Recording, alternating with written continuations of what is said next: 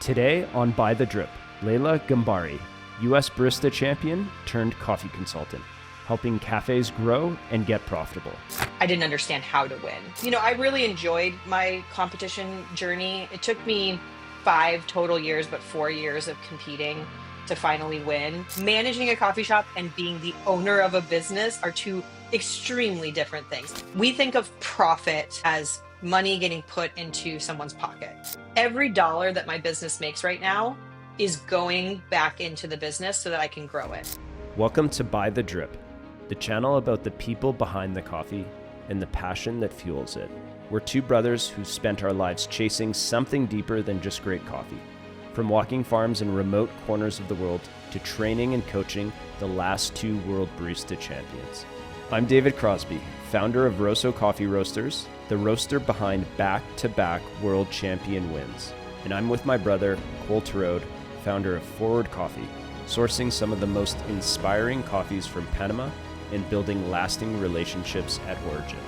This isn't just a channel about coffee, it's about community, an obsession, and the pursuit of excellence. One cup, one story, one coffee at a time. Laila, thanks for taking the time joining me here today. I'd love to go back to the very beginning of your coffee career. How did you get into specialty coffee? Okay, so if we're going to go back quite a long time. I've been going into coffee shops and working in coffee shops since I was a very small child. So my father started a coffee company in Seattle, Washington. My father's an immigrant from Iran, and he became the general manager for a coffee shop here in Seattle. That's called B&O Espresso. It doesn't exist anymore, but it was one of the very first European-style coffee shops to ever open in Seattle. So it wasn't the very first coffee shop, but the more sort of bistro. They did food, were open late, did pastries.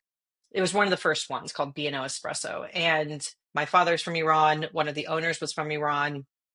And so he became the general manager when I was a little kid. I was probably 4 or 5 when he started working there. So I used to go to work with him when I was a little kid. And I have all of these incredible memories of being in coffee shops at a very, very young age. My dad was the general manager for that location. It was one store. And then he became co-owner of 2 more of their locations. And oftentimes what would happen is like my dad would try and drop me off at preschool or something like that, and I would cry, and he was such a softie that he couldn't leave me. So he'd just bring me to work with him, and Nice. I would just kind of sit on the bar and draw and sell them for 5 cents to customers and eat a lot of whipped cream with chocolate shavings on top. So I've been in cafes from a very young age. And then as I got a little bit older, he eventually purchased one of those locations outright and owned it with my mom. And that was their first location for Cherry Street Coffee House, which he then grew. And I used to go to work with him, and I'd get to work on the register. So I'd bring people up, which it's so funny to think back to what registers were like before, and having to how much is a latte, and click it in, and then do the math on taxes and all that sort of stuff. So I would bring people up, and then he would give me some money, and there was a toy store down the street, and I would go to the toy store and buy toys. So that's where my coffee career started, very young age. But I didn't actually work in a coffee shop. I worked for my dad throughout high school. I would work on the weekends sometimes when I was old enough to drive, or even before I could drive, he would just kind of bring me in on the weekends and let me work at one of the stores. But I got a full-time coffee job for the very first time right out of high school. And it was a specialty coffee shop. So I've actually never worked for anything other than more of a small, independently owned coffee shop from the very start. I never got a chance to work for Starbucks, which I actually sort of regret. I kind of wish I would have worked for Starbucks. I feel like I would have learned a lot since I care so much about operations. I feel like working for Starbucks would have been cool. Maybe someday. Maybe that's You never know. You never know. So yeah, I worked for an independent coffee shop. It was called Kahili Coffee. It was a Hawaiian themed coffee shop. And Wow. That was when I first learned about what coffee really was. So they imported a Kona coffee and served that on drip, but then it was a Zoka coffee account. And I got to go through Zoka training, learn about where coffee came from. I remember specifically we had this coffee from Kona. And then the other coffee that was very popular was Guatemala from Huehuetenango. And I remember that word being Huehuetenango. That was an impactful word in my coffee career, because I was I know a place where coffee is coming from. My cat's about to join, That's unfortunately. okay. That's okay. Anyway, so that was when I first learned about coffee and specialty coffee and what it was, even though I had worked for my father.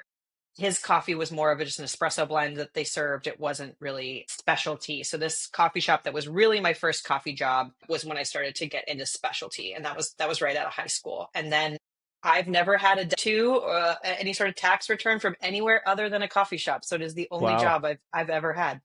Wow. All So your jobs have been in yeah, coffee. every real job. I mean, I babysat, but Wow, you never hear that my real job, because most people are saying, "Oh, I'm waiting, I'm in coffee to find my real job." And you're saying it the other yeah. way, which is great. I've actually never heard that before. Yeah, I had a different path. The first time I got hired, I worked at Stumptown Coffee Roasters a couple times. And the very first time that I got hired there, it was very interesting because they had a policy when I worked there that full time was 4 days a week. You only could work 4 shifts. That was full time if you were a hourly barista. If you were a salary employee, it was different. But I remember when I got hired, I was like, I want 5 days a week. And they were like, well, we really only do 4 days a week. And it was, the reason for it is because everyone who worked there was a musician or an artist or something like that. And so they were doing something else. This was like their job, but they had a different passion. And I was like, coffee's what I'm doing. This is what I'm here to do. Give me This the is my fifth shift. full-time career. Can this be my full-time job? So I was the only employee that worked at Stumptown at that time. My goodness. I'm gonna have to go put the cat out in a second. It's okay. Okay. I was the only employee at Stumptown at that time. It's different now, but I was the only barista that worked 5 days a week in the whole company. And this was when we had shops in Portland, Seattle, and New York City. I'm jumping around here, but growing up and seeing your dad run, a small business, entrepreneurship, did you know at the time how difficult that was on him and the family? Like, did work come home and your family's talking about it at the dinner table, or was coffee easier then, or is it easier now? So I don't think I really understood what my dad was doing entirely at the time. However, I know it was really impactful to me because I always really prided myself on being a good employee when I was working for other people. And the reason I knew I was a good employee was because I knew how much work the owner was putting into running this business. I knew that when I called out sick or I wasn't doing my job or there was a poor customer interaction or something like that, that really impacted the owner and their family, because I saw those things happen as I was growing up. When my dad would be stressed out because someone would be sick and he'd have to go in early in the morning or stay late because something happened. I'm going to go put the cat out. I'm sorry. Okay, sounds good. We got a little break for the cat. Okay. Sorry about that. No, it's all good.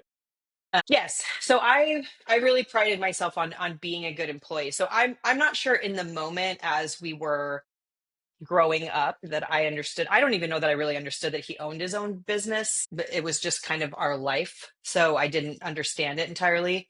But, flash forward to now. And when I took on actual business ownership for the first time, I knew what I was getting into without a doubt because I saw my dad doing that as I grew up, watching him work and watching him work now as he still owns the business.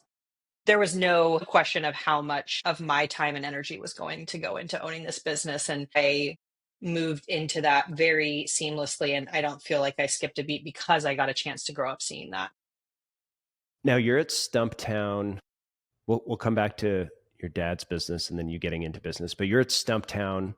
What years would have this been? So I got my job as a barista at Stumptown in Seattle. I moved from Portland. I was working in Portland. I helped open Barista, with the owner was Billy Wilson, Barista in Portland. I helped them open their second location, lived in Portland for about a year, and then moved back to Seattle. And when I moved back to Seattle, the manager of the Pine Street Stumptown reached out to me and was looking to hire, and heard that I was coming back to Seattle and offered me a job. That was when I joined, would have been 2007. Yes, so And 2011, very start of 2011 is when I joined Stumptown as a barista in Seattle. and could you see that it was like on the cutting edge of what was going on in specialty coffee at the time? Yeah, growing up in the Pacific Northwest, Stumptown was the specialty brand that everybody was mimicking, emulating, like that was the pinnacle. I mean, I think during that time, it was like Intelligentsia, Stumptown, counterculture, and I was living in the city where Stumptown was present. I had only actually ever worked, all of the coffee shops that I worked at before working at Stumptown were Stumptown wholesale accounts. I worked at that one Zoka account, and then the rest were all Stumptown accounts. So I had a lot of experience with working with Stumptown. And so that's one of the reasons they knew me, was because I had worked for other coffee shops. I actually competed for the first time in a regional barista competition when I was working at a wholesale account. So I was using their coffee and training in their training lab. So they knew who I was, and that's why they offered me that role. So I knew working for them was pretty much working for the best specialty brand I could work for at that time. And this was the first year that I worked at Stumptown was when they got bought by TSG. So I was there right before all of that happened, and then through that transition. And them getting bought out or getting the investment, did you see things change at all? Or was it kind of, as a barista, the show just goes on and for you, nothing much changed? Yeah, I did. I mean, I was there pre-TSG, during the TSG transition, and then when I came back after the Pete's acquisition. So I kind of got to see all the experiences of Stumptown. And I remember the day we found out that Stumptown was bought by TSG.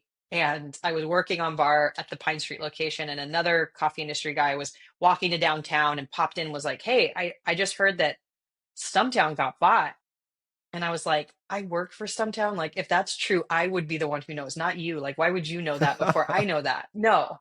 And he leaves. And then, like, an hour later, we all got an email in our Wow. inboxes that was the company had been bought by TSG. So that was a huge shock for the business. Lots of questions from the team. But it was also like the first time any of us had ever even heard of that. We didn't really know what to expect or what that meant. We did immediately see some really positive changes for us as employees. So they started doing profit sharing, and all of that was because of the acquisition. So we didn't really, our day to day, we didn't see any difference. But then in terms of benefits from the company, we saw immediate benefits from it. So for us, it was business as usual. And here are the positive reasons for this change for us.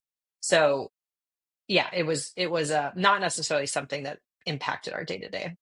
It's interesting because when that happened, that was, like you said, it was like the first time, I guess, venture money came into specialty, and it was Yeah. the first buyout. And it was like, it was such a big deal. And then quickly after, it's like Intelli goes, Blue Bottle, and then all this money starts to come in. And I remember, we're a little small Canadian company, and it's like, oh yeah, one day we'll be there. Yeah. And it's still, I'm waiting for that one day. But I think we're all waiting for the one day, right? yeah, at this time, you started competing in coffee competitions. Yeah. So I did my first ever barista competition was the Northwest Regional Barista Competition. It was 2010.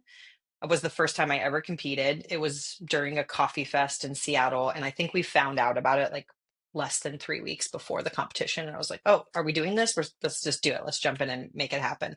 I was working for a Stumptown wholesale account at the time and used Stumptown coffee and did my first routine. And that was actually how I got the job at Barista, was because Billy Wilson competed that year and won the competition. I placed third in that regional competition. And then he offered me a job right after that. And I moved from Seattle to Portland to help him open up the second location. And then I competed in the nationals that year, and then went on to do that for 3 more years of doing regionals and nationals, and then taking a year off to do coaching and judging. And then the following year was 2014. I decided to compete again. And that was the year that I won the competition. What did you see in competition? Was it just something fun to do, or was it to like grow your career? I have always been very, very competitive. So in high school, I was on the debate team, the mock trial Okay. team, editor of the school newspaper, played every single sport. I was just like always participating in things. I'm actually incredibly introverted, but not an ounce of shyness in my body. So like I'm going to do all of the things that are in front of me. And I like competing, and I just like participating. I saw a competition. The first coffee job that I had ever had at Kahili was that year. One of our baristas that I worked with went to the regional barista competition, and volunteered and came back and just like wouldn't shut up about it. Was like, this barista did this thing. And it was Billy Wilson actually did this espresso caviar that year. And he was like, I can't, it was just, it blew his mind. And I was like, wow, that sounds like so, so cool. So the following year, I also went to the competition and was a volunteer and volunteered at the regional competition, got to see everything. And I was like, wow, this is so cool.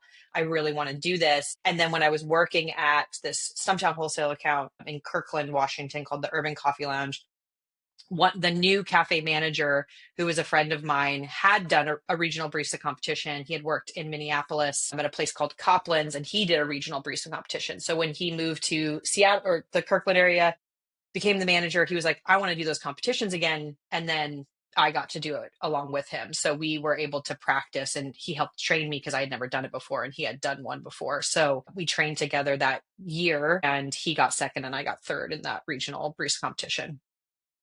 So that was how we got started. And then I was hooked and there was no turning back.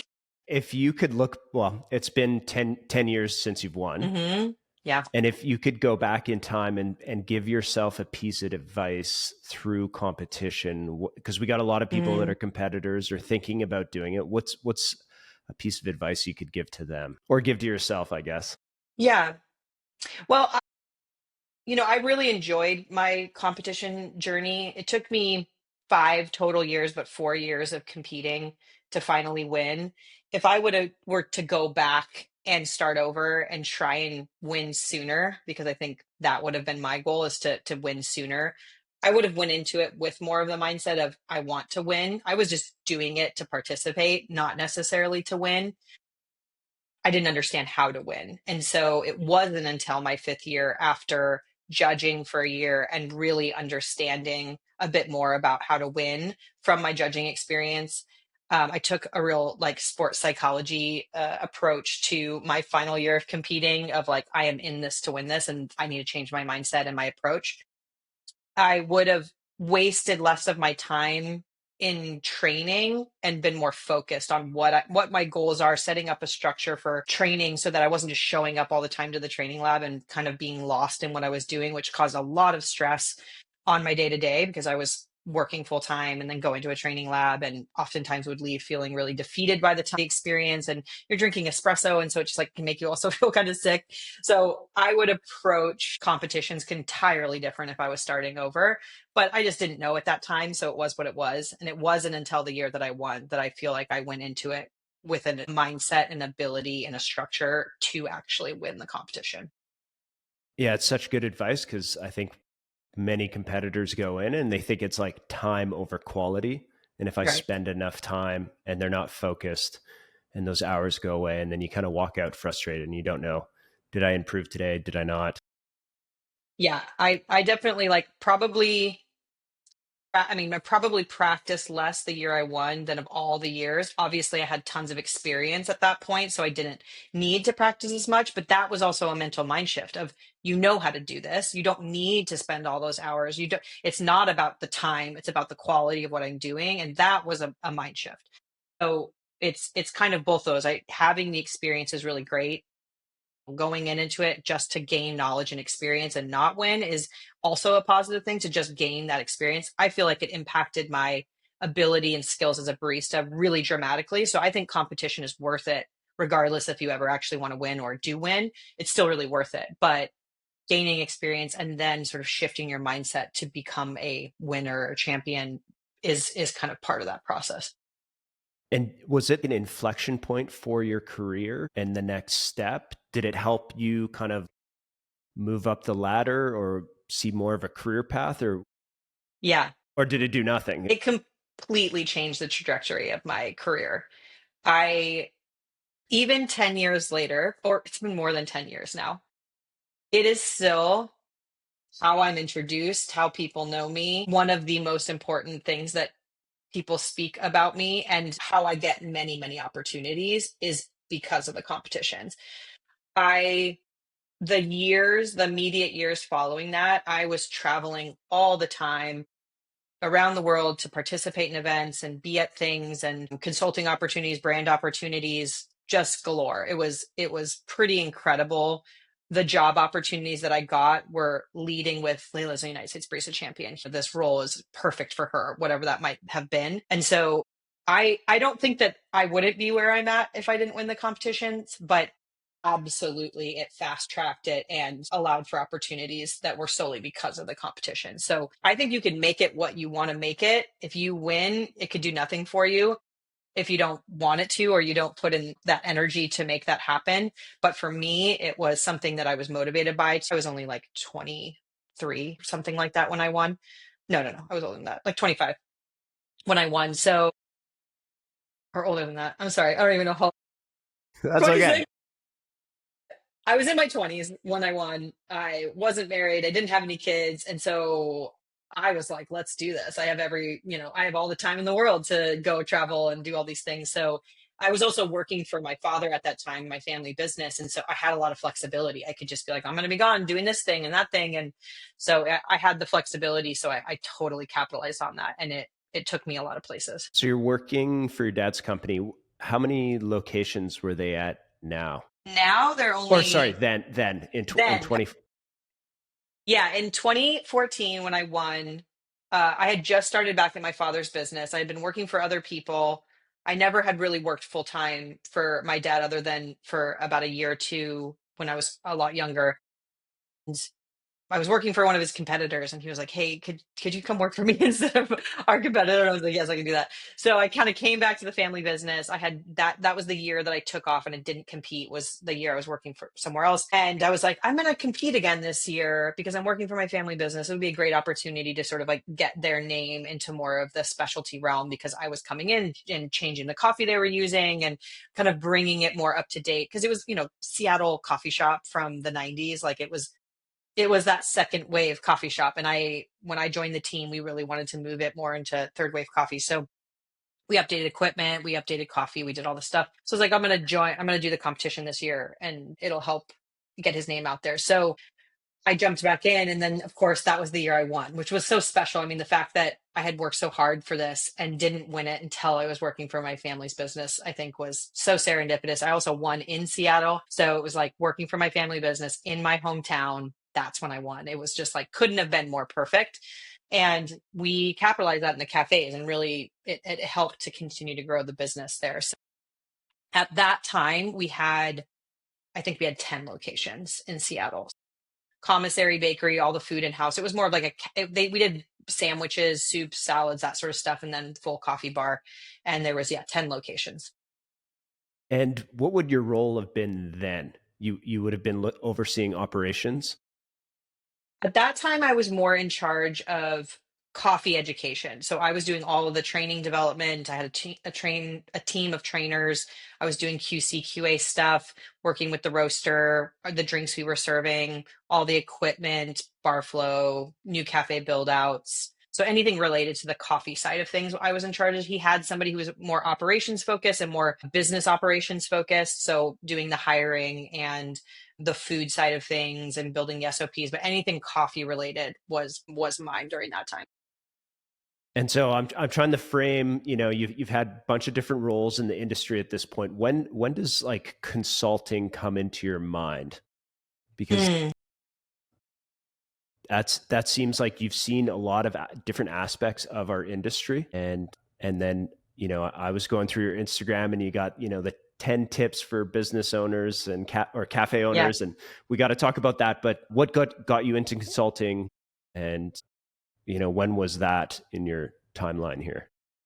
Yeah, so before I won the competitions, there were some interesting opportunities that had kind of come my way. One of them was that DeLonghi, which is now really well known more so as being part of the ownership group of La Marzocco and Eversys. But at the time, they're really just known as a home coffee brand. They did other like different home appliances. They're a home appliance brand. I don't even remember. It's been so long, but somehow I got connected with them and they hired me as their brand ambassador for their home coffee equipment, their home espresso machines. And so I had like a full contract for brand ambassador for their coffee equipment and did all sorts of stuff with them. We did videos and ads, and I would do a lot of live TV segments. So they'd call me and be like, you need to be in New York tomorrow to be on Good Morning America or whatever. And I would just Wow. was doing these things for DeLonghi. And I had never done anything like that, but somehow this thing fell on my lap. I don't even remember. It was before I won the competition. So I had been doing that for 2 years or 3 years before I won the competition.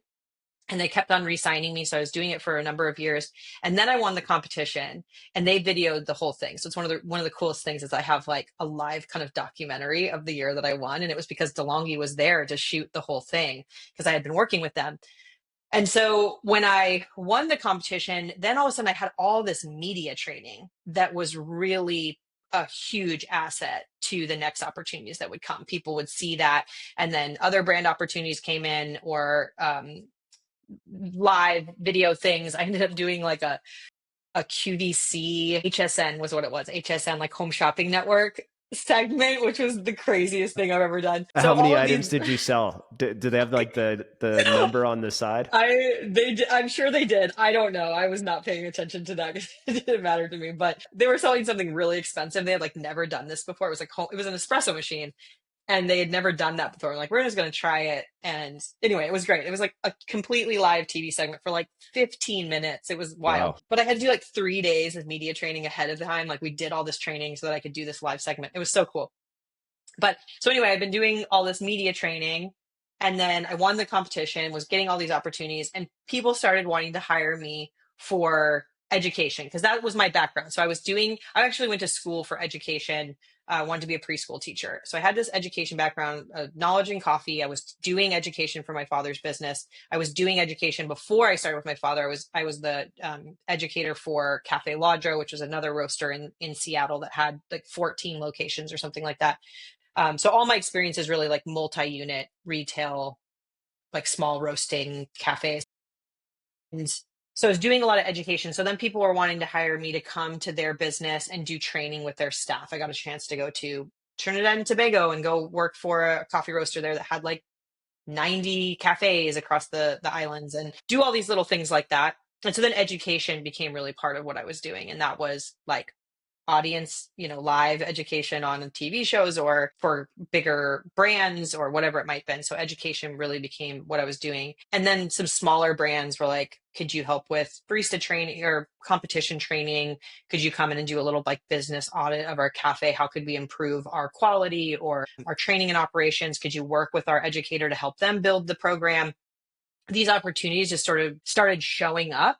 So I didn't have like a real consulting business at that time, but consulting is something that I was doing basically around 2012, 14 range. I started to just dabble in it.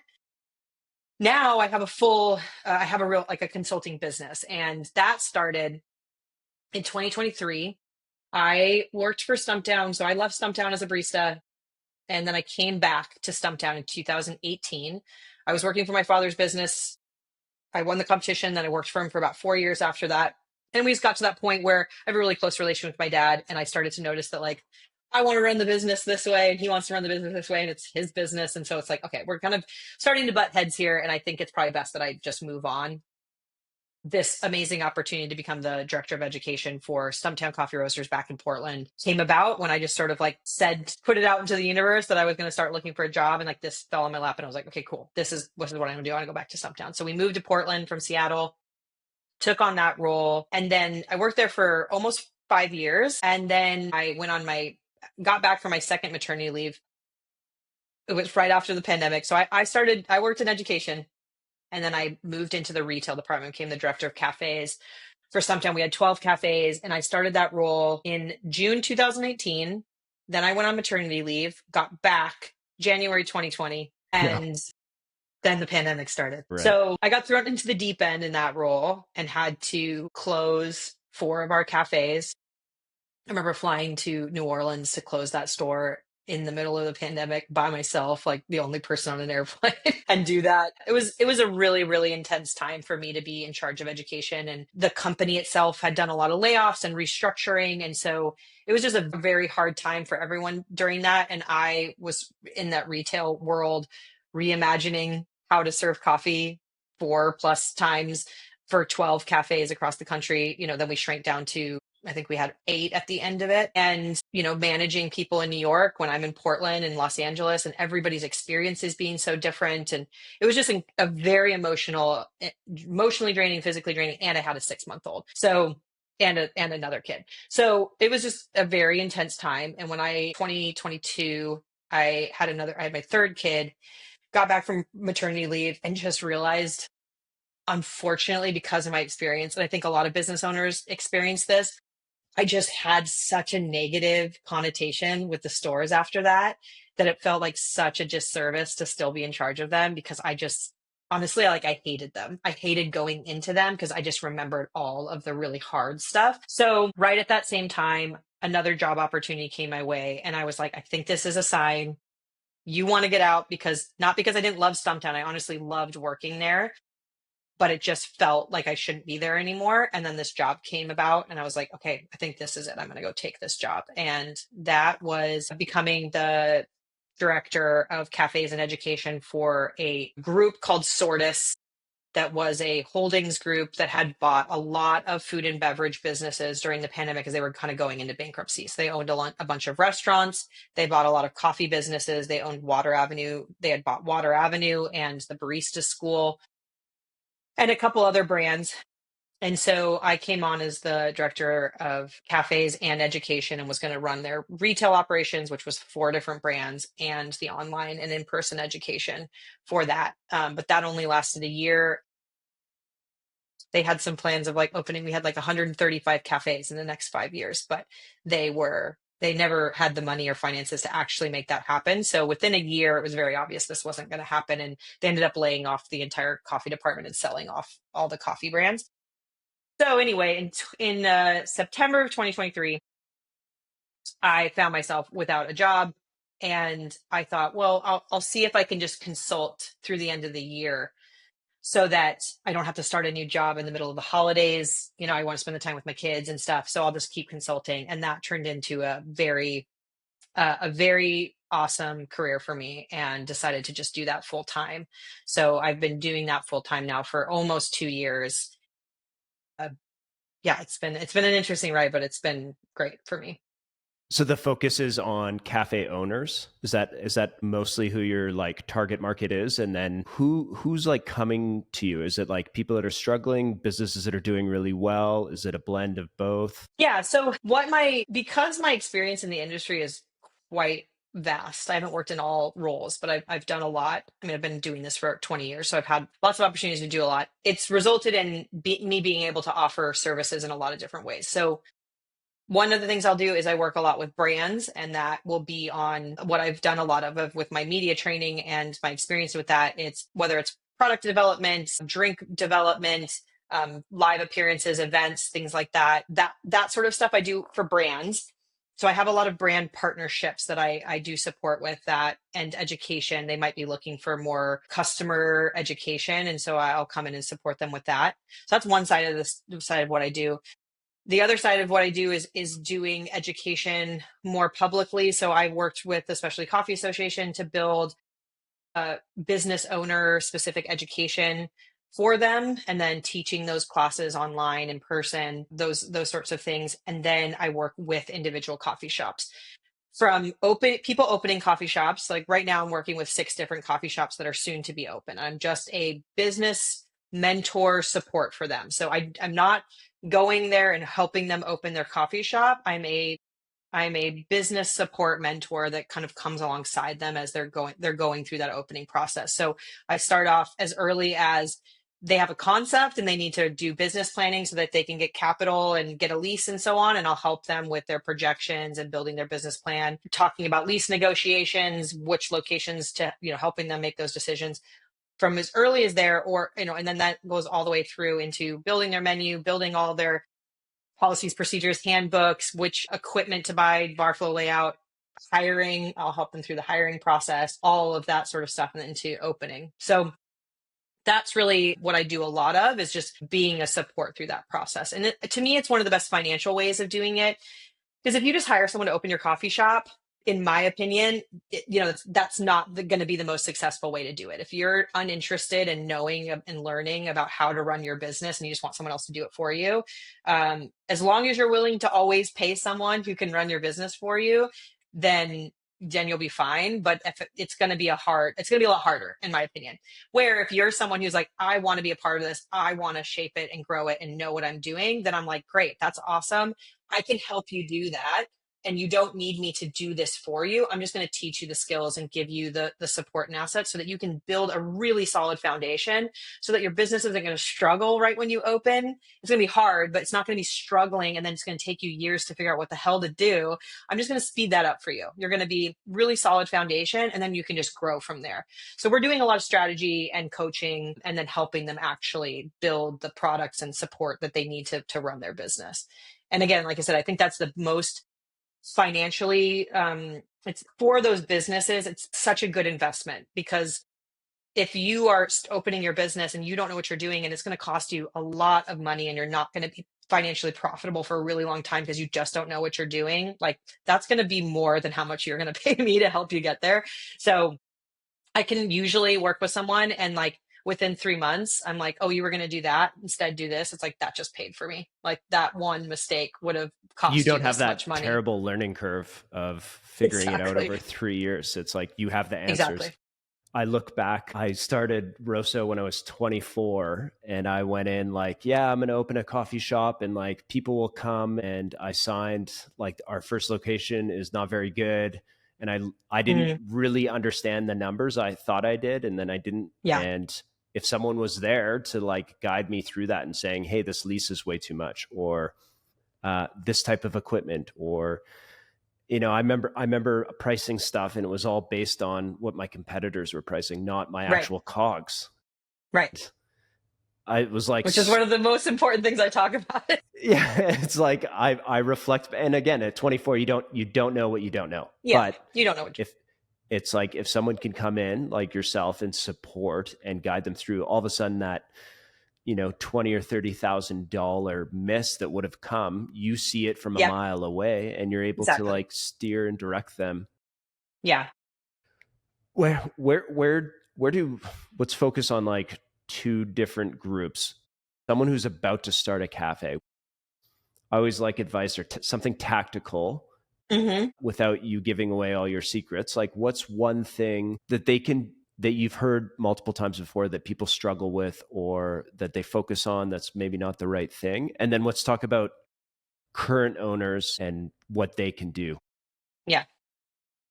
So one of my big focuses is for a business is profitability and sustainable operations. Those are the two things that I can really help people work on, that I think are what's going to ultimately lead to their success.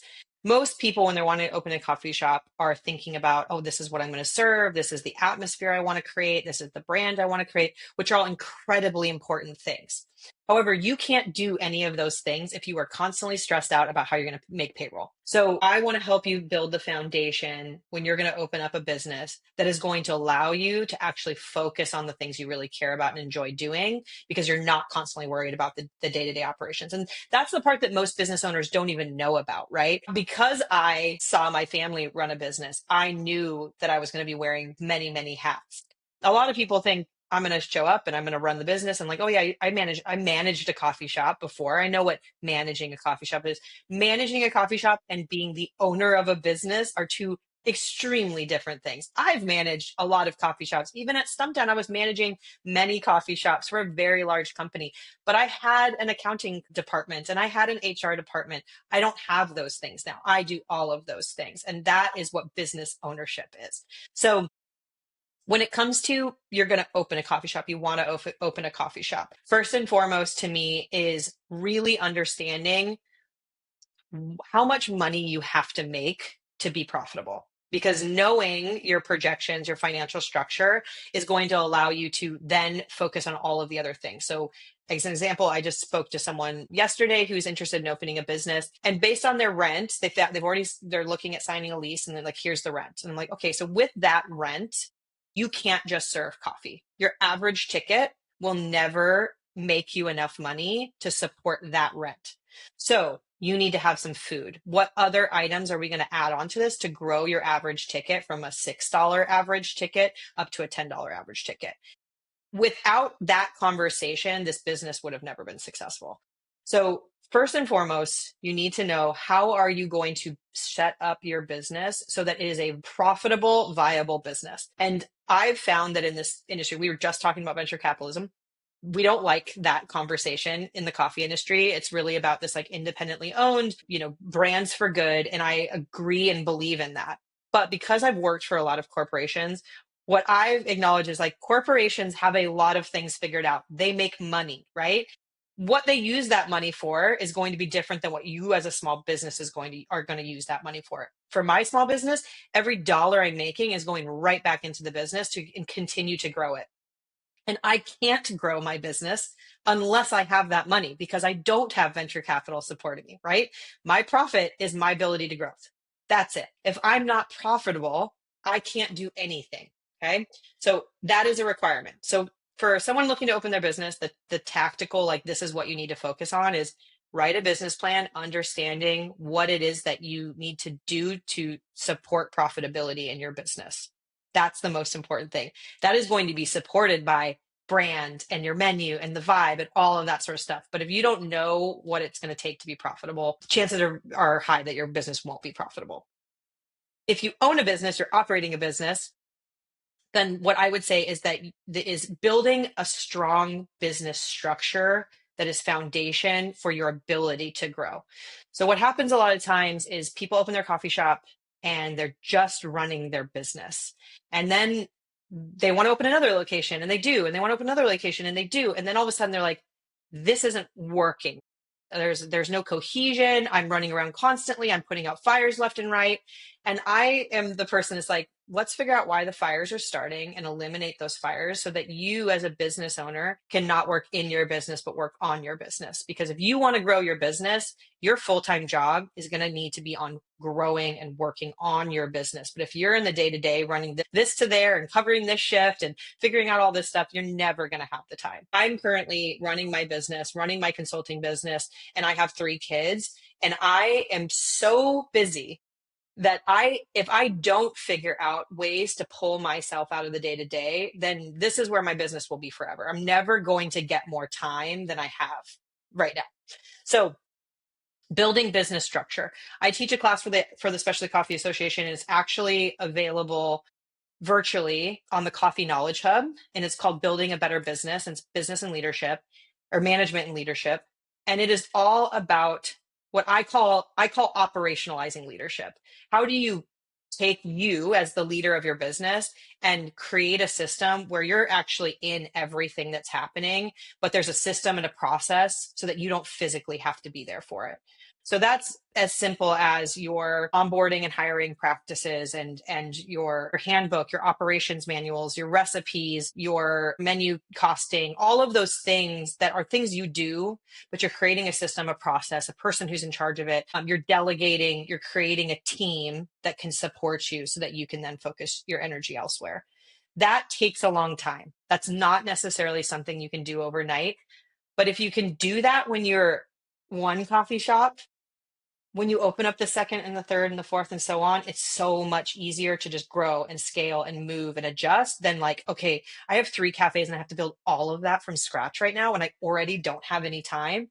More than likely, you're going to need to hire a consultant to come in and do that stuff for you, because you're never going to have the time to do that, or it's going to take you 3 years to do it with the time you have. There are times when you need to acknowledge, I can't do this on my own. And that's when hiring a consultant makes sense, is that I need someone that can come in and do this because I don't have the time. The idea would be that once that's in place, you will have the time. So then you could start to focus on other things and maintain. One of my biggest roles as a leader, as I've come from being a barista up into management, into executive level roles, you become more of a maintenance person. You make sure things are running. And so as a leader in my business, my goal is as quickly as possible to be the person that maintains the system, not the person doing the work in the system. So the system is set up in support with the team. I make sure that it's a equitable sustainable system, and that it will have to change. And every so often we have to reevaluate it, and we're gonna have to adjust it as we grow or our focuses change. But we're in a system mindset. We know it's a system, we know it's a process, and we're maintaining it instead of just constantly putting out fires and flying by the seat of our pants and living in the moment. We want to be working, I want to be working on things a year from now, not like now, not day-to-day stuff.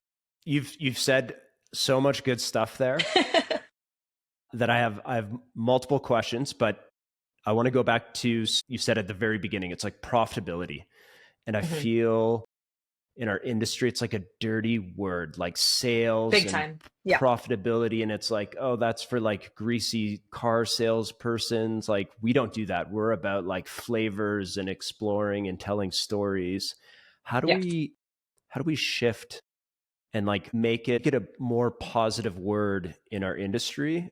Yeah. So the way that I'm doing that personally, and the way I think is the way we should do it, is that I'm sharing through my social media, I'm sharing what business ownership looks like from the behind the scenes of what it really looks like.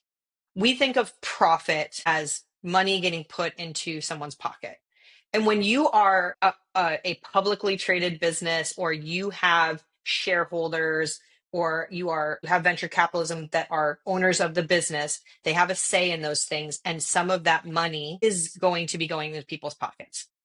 When you are a small business, that money is not going into your pockets.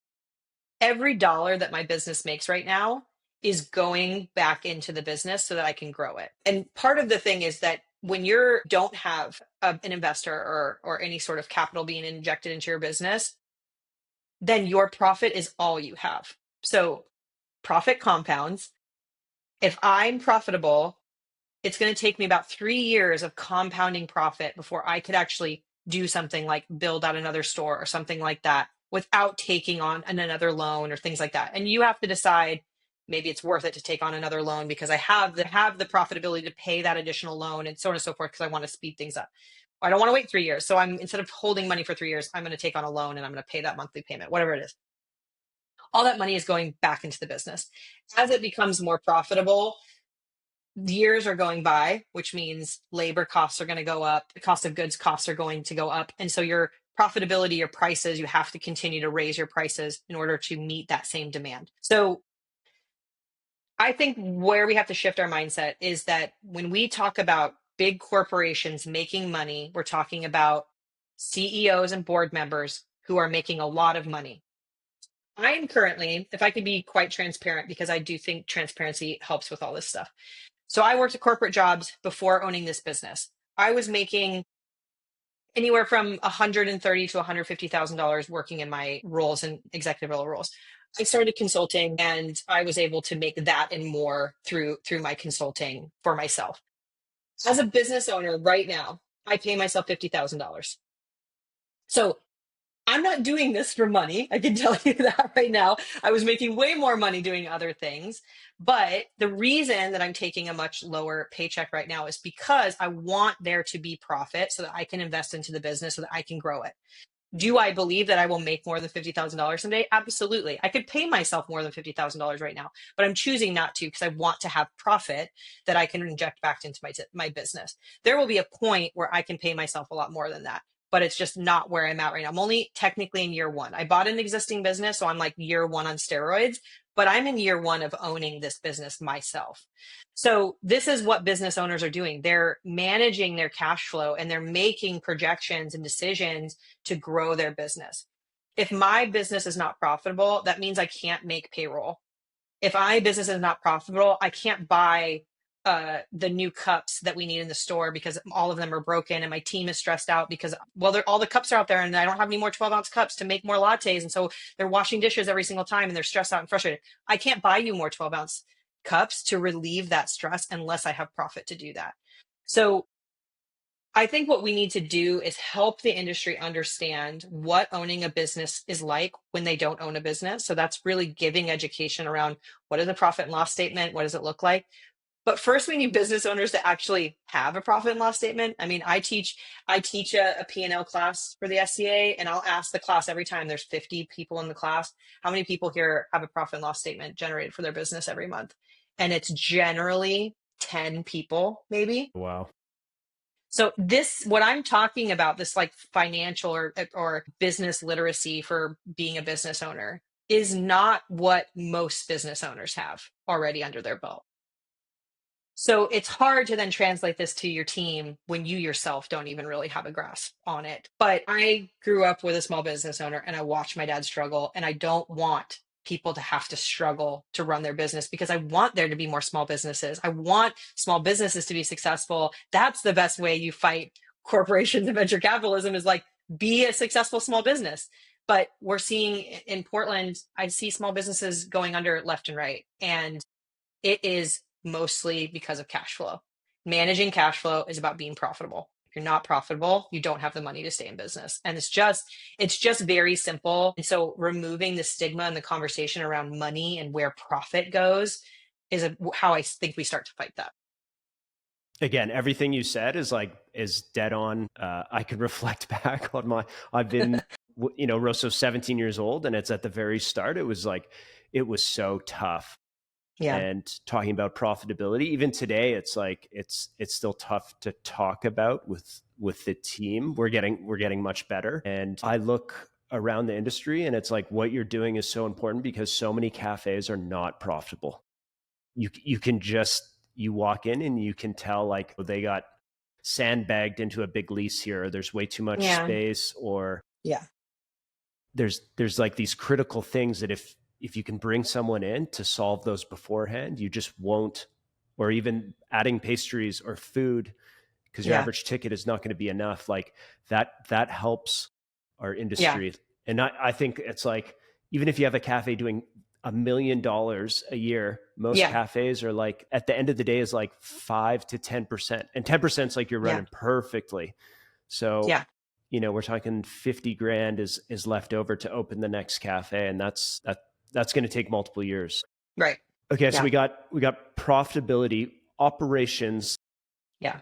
Say someone's going to hire you, and they're 5, 6 cafes, and you're talking about, scaling or getting the business owners out of working in the business and on the business. What is that transition? If someone's listening, what does that transition look like? Because I think I can look at myself. It's like, well, this is what got me here.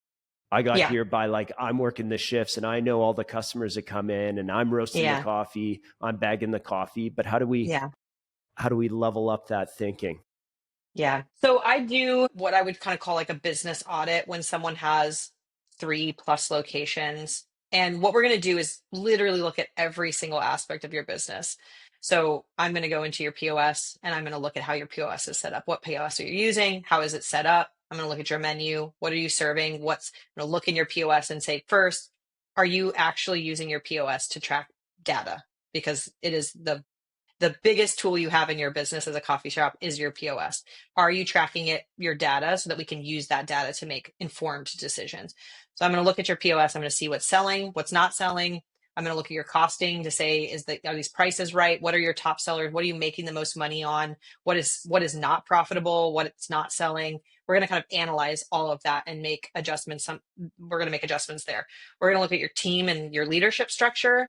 And your pay rates and your benefits and everything. Is this a business people want to work for? Is it a business that people want to work for a long time?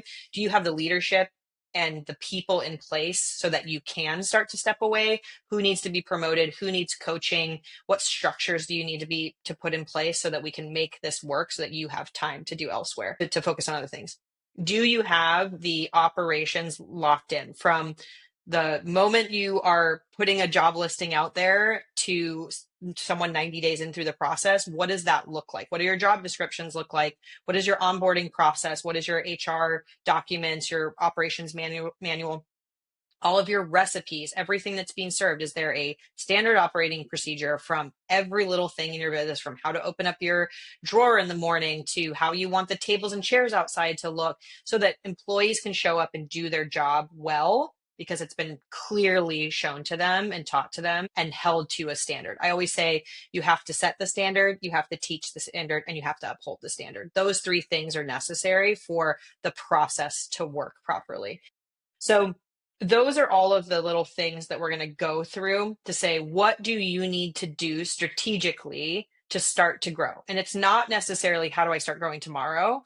It's this is going to be a process. We're going to align ourselves, and then we're going to start to work on them. And then we're going to see those changes come into place. It might take 18 months for you to get those systems in place, create the structure, set yourself up, and be like, okay, I'm ready. Now we're going to put it into place, and I'm going to start to make these moves.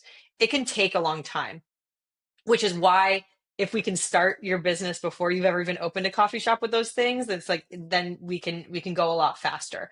But when you already have a big operation, it's like once the train's moving, you can't just stop the train, fix it, and keep going. Like it is, you have to keep going. When I bought my business, I had 3 cafes, a roastery with wholesale and e-com, and a commissary kitchen.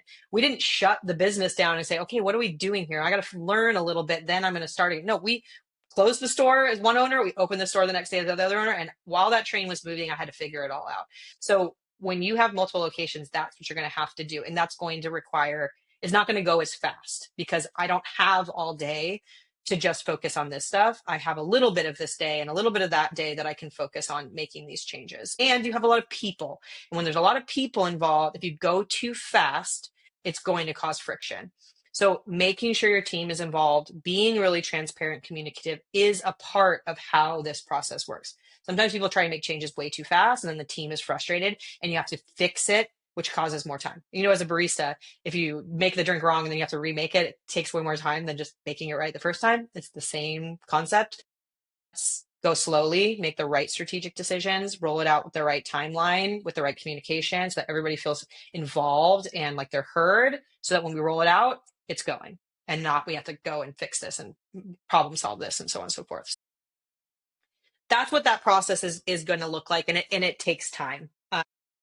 But that's a part of being strategic. Like I'm writing my annual operating procedures and creating strategy for the next year and then adjusting it as we go. And so like sometimes I have an idea or a thing I want to do that's not going to happen until end of next year. That's how we're talking long game here. We're not talking about short-term stuff. We're really talking about strategic long-term. Sometimes I work with businesses that are like in dire situations that we have to make big strategic changes really quickly or their business won't be there anymore. And that's a different situation. My hope is that people come to me or come to anybody before we reach that point. But sometimes it just is what it is. What can they do to support and level up the business other than just reaching out to you directly and telling ownership to hire you? What can they do? Well, you know, one of the people ask me, I've done, when I was on the Barista Guild Council a long time ago, one of the things I would focus on is actually like barista career development. And the more that now that I've gone from, you know, barista to executive level to business owner myself, one of the most important things that I think that baristas or anybody who's growing in their career could do to speed up their track to whatever level they're trying to get is to actually learn as much as you can about business and about leadership. Everybody knows how to make coffee. We all care about coffee. We're all making good coffee, and you can study all you want about coffee.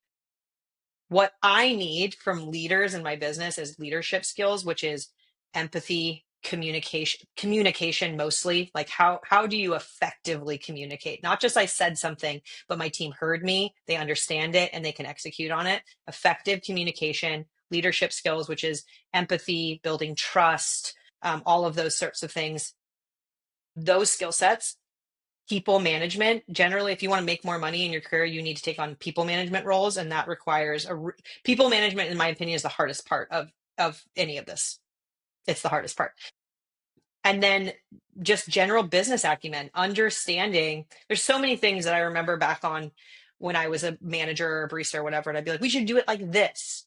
And I had no understanding what the actual business implication of that was. if I understood, okay, I think we should do this, and this is how much it costs, and I can actually build a business case for that because I understand there's a cost associated. I understand that there's adjustments that have to be made, and I want to actually figure out what is the return on investment. That's what I'm going to communicate to them instead of just, I want this new piece of equipment or whatever it might be. Those business skills of just understanding profitability, understanding cash flow, understanding what an ROI might be on a certain change and what profit margins are and all of that stuff, which you can learn through podcasts and webinars and all of that stuff. It is available. You do not have to. I don't have an MBA. I didn't go to college. So this is something you can learn. Obviously, I've had roles that helped me learn this stuff, but I've also learned about a lot of things that I don't do in daily practice. And I did that because I listen to podcasts all the time when I walk and so on and so forth. So this stuff is at your fingertips and available to you.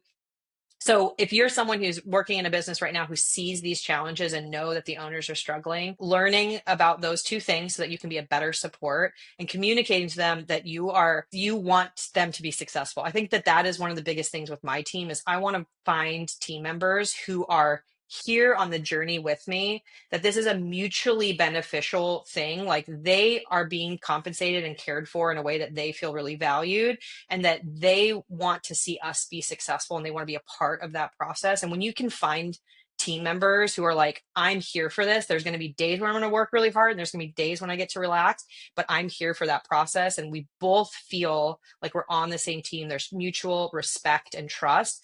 Those are the people that I want to keep forever. And I will do what I have to do to keep them. And I will make decisions like, I'm going to have to eat some of what I take home in order to keep you on this team. I will do that because that's what a good leader should do is see the value in their team. I'm kind of going off on a tangent on that. No, but you're going. yeah. Clip this whole part off. That was unreal. It's such good advice because it's very easy to see problems in any business. And then when you come with a solution plus the business side, that's where like action can happen. So I think that's great advice. Okay, we're down to the wire here. I want to flip it. We've talked about you a lot, but I want to flip it a little bit personal.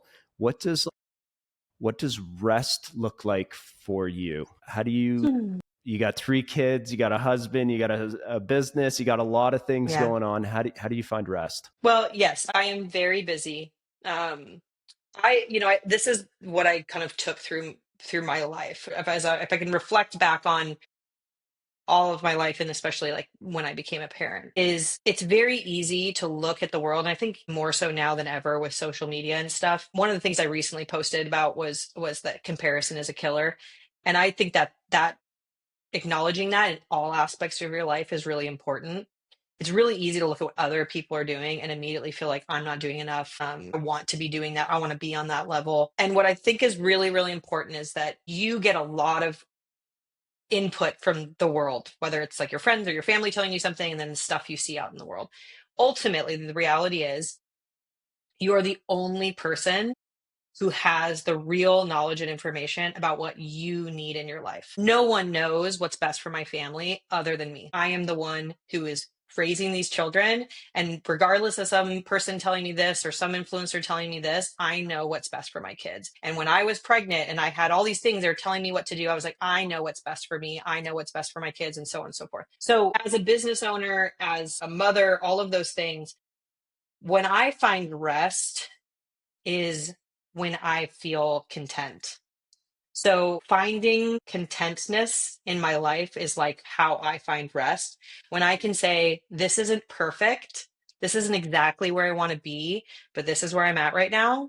I'm being strategic and thoughtful to get to the places that I want to be, but I'm going to have grace for myself and I'm going to accept and enjoy what I have right now.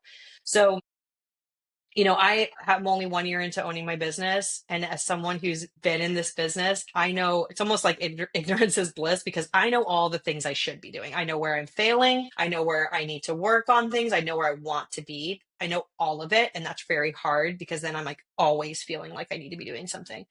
But then there's the days where, employees don't see this all the time, but someone is like, well, where were you? What's going on? It's like, I have 2 kids at home throwing up. I was up all night. I didn't sleep.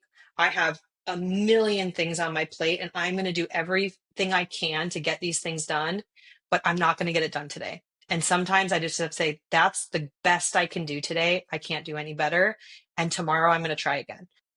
So that's a kind of roundabout way of saying that, like, rest does not necessarily look like going to the spa to me or taking a vacation. Rest to me is just being able to like sit down and be like, I know there's a lot of things on my plate. I don't have the capacity right now. I'm just going to go on a walk with my kids. And that's my rest, because for that hour or whatever it is, I'm just choosing to be in the moment and not let all the pressures of life and the world and business and all those things kind of take over. And sometimes that's few and far between, and everything's a season. That's the other thing I really learned as a parent is like, when you're like newborn baby and I'm up all night nursing and the baby's crying all the time, you're changing all the diapers. And it's like, this is a phase. It won't always be like this. So sometimes when I'm in those really hard moments, it's like, future Laila is going to look back and be like, I talk to future Laila all the time. I'm like, that's a problem for future Laila. That's something future Laila is going to deal with. Or don't worry, like you're going to feel totally different in 3 weeks. Like just survive these next 3 weeks all the time. I'm always just like, this is a phase, this is a moment, and this is where I'm at. And that's what I do. That's great advice, especially going back to the very beginning of you saying comparing, like in business, personal, through social media. It's so easy. And you always feel like you're not doing enough and everyone's doing 3 times as much as you. And so Yeah. that rat race can get out of control really, really quick. I got 2 more. What's inspiration? What inspires you to get up and like get after work? Where do you go to? Do you go to another industry like wine or beer, or what does that inspiration look like? Inspiration. Well, I mean, most recently in like the last year, I've just started walking more. Walking has become sort of like the thing. I actually stopped drinking alcohol like 2 years ago, just because I was just like, I think I'm just gonna not do this anymore. I was like getting older and didn't really like the way it made me feel the next day. And I was like, I don't know if I need this anymore. It's not really like serving me anymore. And honestly, it's like been the best Yeah. thing. And so I just find like other things to do. And one of them is just walking. And the reason I love walking so much is because when I'm walking, my phone's away. And being someone who is on social media and runs a business and so on, it is so easy to just be looking at my phone all day long. And it absolutely kills me. My kids have I don't allow iPads in my house. We do TV sometimes on the weekends, but we don't do screens. And then I'm like, I'm on my screen while my kids are not allowed to be on the screen. Like if I took it away from you, I need to take it away from myself. So walking is like that hour or whatever it is that my phone is put away. And then I listened to podcasts not related to coffee. That is one of the best things. I used to only listen to self-help books, like some sort of like, they were all uh, nonfiction. And now I'm like, fiction is all I want to listen to. And I want to listen to podcasts that are about something other than the industry that I work in, that's about self-care, self-growth, business leadership. I'm, listening to stuff about CEOs of businesses that are completely different industries, just so I can better understand how to just like holistically be a more well-rounded person. So that's sort of my way of checking out. And the fresh air, the sunshine, the moving your body, listening to something that is helping me grow, and then being off of my phone, like that combo. I try every day to do that for an hour as often as I can. And I've been doing that for almost a year now. I think that's my, like, when you hear about like the CEO of some big corporation, they're like, I wake up at 4 a.m. and I work out and blah, blah, blah. It's like, that's my big life hack of how I think I'm going to level up, is that I'm prioritizing that time. Nice. Where can people find you online? Tell us where you are on socials. How can they reach out to you? Is there a website as well? Yeah. So my website is just lailaghambari.com, and my website's a great place to check out. I actually have a resource page on there that is a bunch of blog posts from me, as well as a ton of links to free resources or different tools and so on. So that's where most people, when they go to my website, they can take a look at that. I also have links to all of my services and everything in there as well. I have a newsletter that you can sign up for on there, and that I send out stuff a lot. And then on I'm just on Instagram, and it's just Laila Ghambari. And that is where I share sort of behind the scenes of business ownership. I try my best to be incredibly transparent and vulnerable on there, because I think that kind of removing the curtain of what's going on and teaching people what it's really like is the biggest benefit. So you can follow me there. And yeah, I think that's it. Well, thanks so much. You're doing so much for the industry. I think talking about, profitability, running a coffee shop better, and upgrading us is well needed, and just keep crushing. Thank you. I appreciate it. And I appreciate you having me on. It was really nice to chat with you. Yeah, thanks so much. And we'll chat soon.